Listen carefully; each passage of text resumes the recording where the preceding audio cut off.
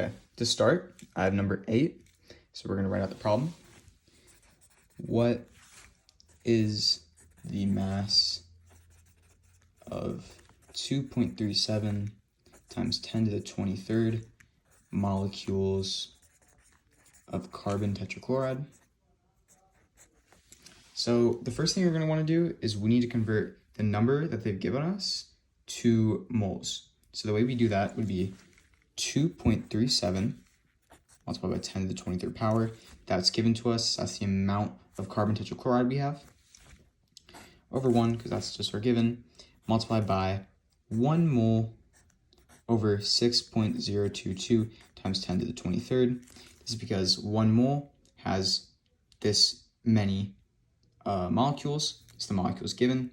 We divide them to find out how many molecules we have, how many moles we have. So when you divide these, since this is 10 to the 23rd, this is 10 to the 23rd, they would just cancel, meaning that it would be 2.37 divided by 6.022, which when calculated, 2.37 divided by 6.022, you get okay, well, it's not showing up. 0.39 is what we're going to get. So that's the amount of moles that we have. And then what we're going to do is we're going to need to multiply this by the amount of grams in 1 mole. So the way that we find out is we look at what our compound is. It's carbon tetrachloride. So we know that carbon, if I go to my periodic table, I can find that the AMU of carbon would be 12. So I write 12. And then that would be added to 4 chlorine atoms. And the AMU of each one is 35.4. So then in my calculator, I'm going to do 35.4 times 4, which is going to be 141.6. Then you add these two to get 153.6. So this is the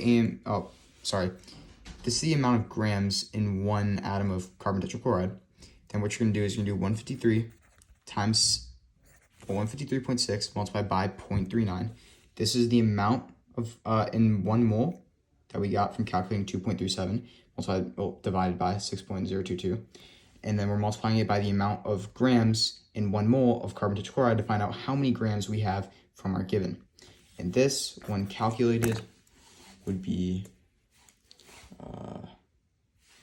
153.12 divided by, multiplied by 0.39,